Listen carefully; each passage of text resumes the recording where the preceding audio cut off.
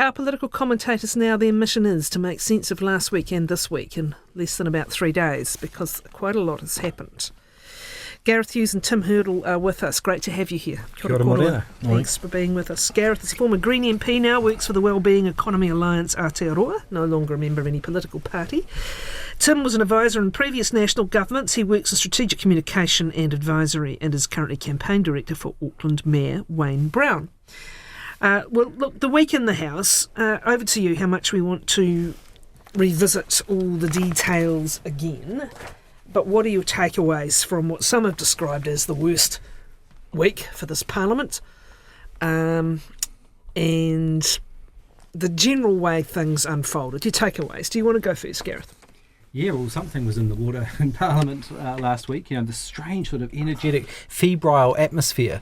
I'm out of politics for 5 years now, but this lead up to the budget is sort of a period where the phony war is coming to an end. Everyone's ready to get stuck in, and there was some strange energy going around. Catherine, we were talking just before about you had someone who was watching Parliament in the chamber last week. A young teenager on that day. And I mean, most days of the week, someone could go there and be pretty disillusioned with the state of our political discourse. But that was a particularly bad one.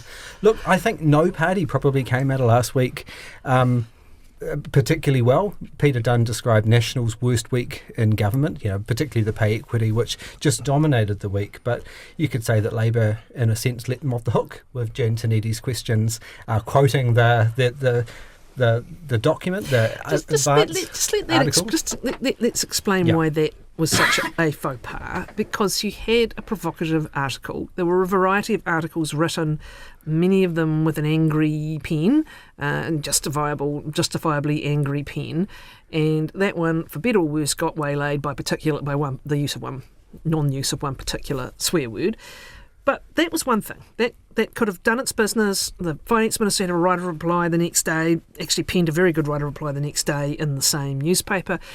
But what is a senior MP thinking, opening the door to revisiting that article in a parliamentary question? Well, when you're asking questions in Parliament, it's a bit like being a lawyer in a court. You don't want to ask a question you don't know the answer to. And in that sense, that strongly worded article with that powerful, surprising word that Vance used, quoting that in the article, just gave the government minister the opposition to focus on the word. But it literally rather opened than the action. ability to talk about the article, didn't it? That was the invitation to the minister to pivot the whole question. You're absolutely right. Understanding orders, that opened the minister to be able to talk about the article and the word rather than the substance of the issue, which is the 180,000 women who are going to be missing out from pay equity claims. They opened the door to the government to change the topic. Lyndon Crosby, the political strategist, used to call it the dead cat strategy. When you're talking about something you're losing the argument on, you throw a dead cat on the table and everyone's talking about the dead cat. Instead, what we saw last week was everyone talking about the C word rather than the substantive issue. What else was happening last week? Obviously, that act the week before of rushing a very controversial piece of legislation through all stages under urgency sets people off quite genuinely, I think, Tim. But what else unfolded last week? Was it just the leftovers of that particular febrility, if I can put that word, and also the government's desire to have some kind of narrative that wasn't about that law just being passed? What do you make of last week? Well, I think that there'd been no, and I was listening to Peter Dunn on this exact slot last week saying that it almost came out of the wind with no preparation, and it was surprisingly fast procedurally that it was moved through, and there was also indications that even government members were a bit surprised at the speed that things were rolled out, and it almost felt like the communications work hadn't been done up front. The issue was received probably more difficultly than I suspect the government had expected it to be. How could they not? Just tell me, from your communications experience, how could rushing through under urgency without notice a change that was going to cancel 33 pay equity claims involving potentially 150,000 women, how could that not have been a very obvious controversy that was going to blow up for you? And why wouldn't you have prepared in every way possible to try and soften that if you were going to do it? I'm guessing here, but part of the thing is that policy decision was in the corner of ACT, and ACT's not as its support base is generally male. So it's and not older. an issue for ACT. I agree with you. Yeah. It's not and an so issue for ACT. they rolled it out as a fiscal But how did National issue. not see that it was an issue for them? Well, I think they probably did very quickly, because I wouldn't be surprised that's why they had to find an alternative issue to talk about and start talking about, because it did seem that they latched onto the article, because normally nobody cares what the Sunday Star Times writes, but it was a good excuse to try and take the conversation in a different direction, I suppose. All right, other matters happening last week as well that may have added to the fractiousness, I don't know, Gareth, but the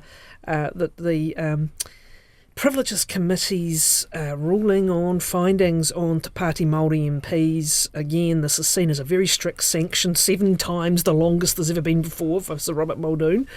I'm hearing various sides about some MPs' frustrations with, Te Pāti Māori's alleged lack of engagement with the process, but still, this is a quasi-judicial kind of a setting. What do you make of what happened there and the response? Well, quite incredible. I think it's staggering. I think it's outrageous. You've in fact got to go back all the way to 1854, where a member has been suspended by more than 3 days. So, this is unprecedented. And I think what really makes this, damaging to our democracy and our politics and our trust is how partisan and political it actually was. Normally, these Privileges Committees, which is Parliament's most powerful committee, it's one place where I think you put aside the politics and you put the trust in the institution of Parliament first. Normally, these privileges reports are done by consensus or strong unanimity. It was a slim majority, wasn't it? Yes. Well, it was a slim majority and basically fit along partisan lines, government parties versus opposition parties. So it's a different type of Privileges Committee report. The fact that Judith Collins was making incorrect media comments in the wake of it, the fact such as punishment is Judith Collins was on Morning Report, I think on Friday, saying that the vote was interrupted when in fact all parties had voted. Well, it's a technicality. Every other party had voted, but Te Pāti Māori hadn't voted. So technically she can say that. But what others I'm sure are arguing is it wasn't going to alter the outcome or the way anyone else voted. Yeah, so that's right. But the key thing is this is an unprecedentedly long punishment. Parliament has yet to vote on it.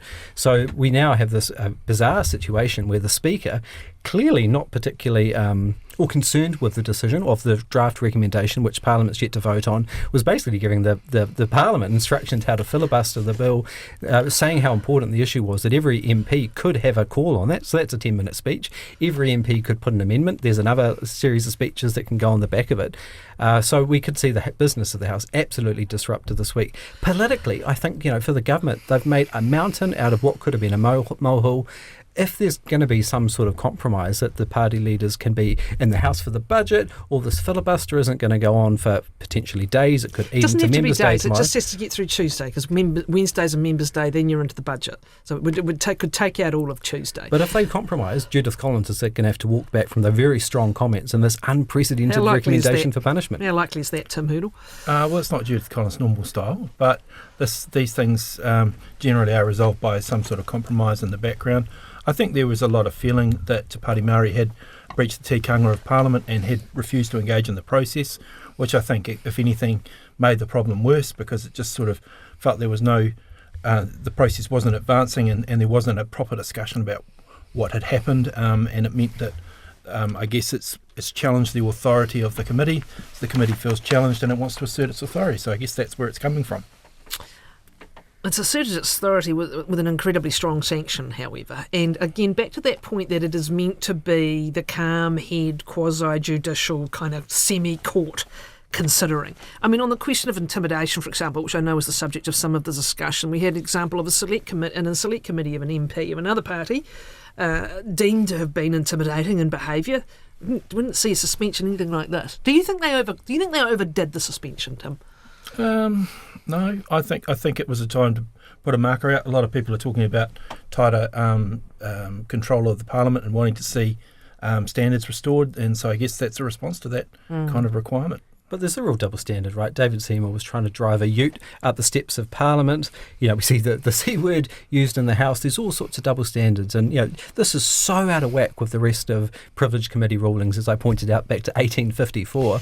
And they've made, from Te Pāti Māori's perspective, I'm sure they're enjoying all the attention this is giving them. That's clearly coming with some emotional cost as well. And, they could not be able to participate in the budget.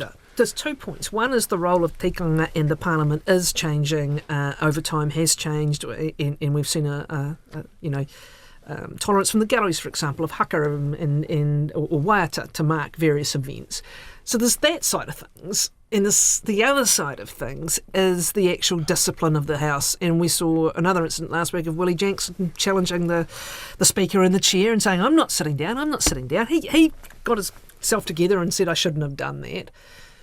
But it's a fine line sometimes, isn't it, as to what is performance and what is legitimate protest and actually losing authority in the House. And is it a fair point to have that conversation right now? It's a fair point to have a conversation, and it's ironic that it's Winston Raymond Peters being the champion of it, given his decades of abuse of Parliament's rules. But I still think, he leaves when he's kicked out, though, and it's been a while, I think. But I mean, the crucial thing is it is such, and it should be such a high bar to suspend an elected representative in our Parliament. And as Andrew Geddes pointed out on the radio this morning, we're far from Fiji, but in Fiji they've suspended MPs for the entire terms of Parliament, so their votes can't be counted. We shouldn't be opening the door to this. Well, let's see what happens tomorrow, if anything. Let's look ahead to what's happening on Thursday, of course, which was to have been the subject for our discussion today. But we can't ignore the fever that seems to have struck the last week or two. Budget preview. What are your takes? What are you looking for, Tim? This is a very tight budget for a finance minister. They're going to bleed whatever they're going to bleed over the way that they've made it add up, including with the pay equity moves. But what else are you looking for as they try to make this budget add up and sell it? Well, I think the challenge they have is to ensure that they have credibility with the bond markets, that they're seen to be making progress towards reducing what is a structural fiscal deficit, and they have a plan to do that. They've got a balance to maintain investment and social spending, but also to stimulate economic growth, which has become a big focus. They need that economic growth for the numbers to work in the long run, and for people to get into jobs and to see our economy grow. So there's a balance there that they have to find. They also are wanting to maintain some of those longer term issues about higher health and super spending, and starting to think about how on earth are they going to curb those challenges in the future, because all the long-term projections look pretty ugly the further out you go. So until there is a real plan around what you're going to do, it's going to be seen every year as a question as how they're going to manage that. Well, one of the favourite games in Parliament during Budget Week is trying to name the budget, getting that to stick with the media. I think if I was voting for it, it's the robbing Paula to pay Peter budget, in the sense that whatever we see on actual budget day is going to be built on the back of the pay equity claim, and whatever track to surplus, whatever debt track is going to be built on the fact 180,000 low-paid women are going to be paid less in the future and not have that income, and deficits or surpluses will be built on the back of their hard work. Another word, if I was going to vote for it, is one my colleagues in Australia are trying to get in the dictionary, a new word called polycrastination, the idea of you taking short-term decisions and ignoring the long-term. Well, that could apply to many governments over many years. But, yeah. Well, on that note, though, just, Gareth, looking at the Greens' alternative budget, it's not a great headline when you're giving a pay cut to nurses who've just finally got their pay equity increase. Oh, I agree, and I think maybe that could have been looked at earlier. This is the challenge when you're doing such a big piece of work. You're not going to please everyone all the time. It's just an over-ambitious budget, simple as that. Well, what parties traditionally do is set that threshold when you're trying to get people to pay extra at the rate of what a backbench MP is, so you can at least say the politicians are going to be paying that. When you hit nurses, that's not ideal. But what they're doing, I think, quite successfully, and good on them for laying out their stall and actually putting out the information. Every party, should be trying to do something similar. Was there challenging some of that narratives about the debt? You picked up on that, Tim, but we actually see our bond markets massively oversubscribed. The rating agencies aren't particularly unhappy. The bond markets are quite willing to buy New Zealand debt. This isn't the 1980s or 1990s where our debt is a massive issue. The difference is, of course, we're in the bottom half of the developed world for our debt rate. Interest is 1.6% of Crown revenue. We should be investing to build things, and that's what the Greens and other political parties are saying, trying to invest in the future. This comes down to who you're talking to, doesn't it, Tim? Doesn't it? Well, in more ways than one. The Greens are appealing to that younger vote that's pretty disaffected, that just sees house prices and student loan costs and rent costs and job opportunities, and is open for business, I guess, away from the two major parties. And we do have this uniquely high proportion of vote currently supporting multiple smaller parties. Who is it that National has to sell this budget to? Well, I think it has always the traditional challenge of winning over the mortgage belt, the middle income voter, the aspirational voter. They're people who are in paid employment and generally have a house or looking to build a house, and they need to have the credibility that their standard of living is going to improve and that their public services are going to be sufficient. There's an increasingly big challenge around the attractiveness of Australia to people who are successful. The wages that you can get in an Australian police uniform or in a nurse's uniform are very attractive to a lot of people that would be quite happy to move over there. And so I guess that's really where National has to win those people and give them confidence that they're managing the economy well and those public services will be maintained. Very interesting to see the super fund is going to be dipped into from 2028. I think I tell you what, I had the spectacles out and the magnifying glass on when I saw that, because in just the year since the last budget, that date has come forward 4 years. Originally it was going to be mid-2030s. But it does appear to be that the drawdown is determined by an equation that is written into the Act, and it will begin relatively small before ramping up. But I mean, that fund, which is already below what it would have been had contributions been kept going, that fund is destined for trying to smooth the 2040s. Starting it as soon as 2028 is interesting, but out of the hands of the politicians. Yeah, and that's always been the question for this. It's, and I always said the view, once you start, it's going to be very hard to draw down on it because people don't like to see people drawing into capital. But that is what it was set up for. It was just to help smooth the cost. But that was always the problem when the thing was set up. There was always a view it was never going to end up having enough capital to just generate. It was every never year. intended to. It's 20% now. It's talking about. Well, I thought Cullen talked about it being 13%. It's meant to help with a bump, but it is earlier than expected. It's some kind of complex equation involving algebra that I didn't spend enough time on at school, but we'll be looking more closely at. And Gareth, at this stage anyway, the amount going in, I think, will match, if not exceed, the amount coming out as part of top up. But it does raise that question about the long-term costs of superannuation. And this was one measure one government introduced as a means of trying to cope with it. It doesn't take away the longer-term question, does it? No, not at all. And it's a bit like climate change, something that's been warned about for decades. This looming issue is here. When you look at average KiwiSaver amounts in New Zealand, it's only $37,000 is the amount the average citizen has saved. So we're not well prepared for retirement. There's a lot of speculation on the budget, what the KiwiSaver potential changes will be. Will it be removing the government top-up, the $520-odd? Will it be increasing the compulsory amount from 3 to 4% like the Retirement Commission, or people are even speculating 5%? So this is one of those big issues the country has to grapple with, and that's what, one of the things I'll be looking at for the budget. What are you expecting? I think Nicola Willis said it would be positive for KiwiSaver, but that doesn't rule out means testing, say, for higher income earners on that $500 matcher for your $1,000 minimum contribution, does it? No, but part of the problem they have is Winston Peters is adverse to any change to the scheme, so they don't necessarily have the options that they might want to look at that can really have an impact on the long-term cost. I mean, he could possibly be persuaded over increasing minimum contributions. Remember, he was the one who had a referendum on an individualised savings scheme. He supported a compulsory scheme. And let's remember, KiwiSaver is a voluntary scheme, so that could be something to be looked at. And also, there's always fiddling around with the internal tax treatment of money in the scheme, so that whether you can find ways to get it to grow faster or forego when it gets taxed. Anyone expect any surprises? What's the stuff that hasn't been discussed so far that you'll be looking for, either happening or maybe not happening? Well, it's pretty hard. I mean, they haven't really set them up with great aspirations of, there's going to be no lolly scramble is the framing they're using. They're doing everything they can to underplay. Of course, there'll be one or two little surprises there in budget day, but the great challenge Nicola Willis has is things like the tax cuts, which we borrowed to fund, the tobacco breaks, the landlord tax breaks. These are baked in about $4 billion per year in future budgets. She's already at half the operating allowance. So I think the tobacco works in favour of increased taxes. Some of the changes to the tobacco I thought it was on the order of legislation. a couple of $100 million per annum was the cost to the Crown. They're getting more tax by not reducing There was the subsidies for the vapes and I see what you mean. other alternatives. But the problem is you talked about a structural deficit, which has been warned about for many years, but the government's made it worse for themselves by borrowing for these areas. They're not borrowing for infrastructure or new productivity increases.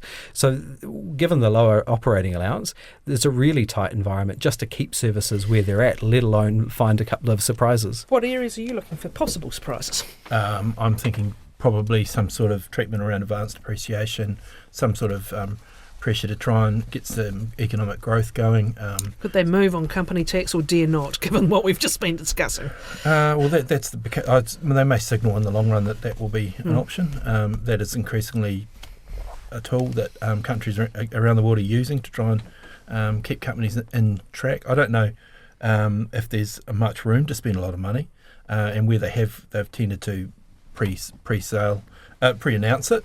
But I wonder whether there'll be some issues around. Gareth talks about CapEx versus OpEx. There may be some accounting treatments that may change the books. So more things coming out of the operating budget somehow? Yeah, and be capitalised. How could you do that? Well, the way you do it is you put a whole of life price on it and capitalise some of the OpEx. And the significance of this is that everyone looks at the operating budget when they look at a surplus. The capital budget is for longer term. It sits in a different part of the budget. And when they're looking at whether the dollars and cents are adding up, they're looking at the operating budget.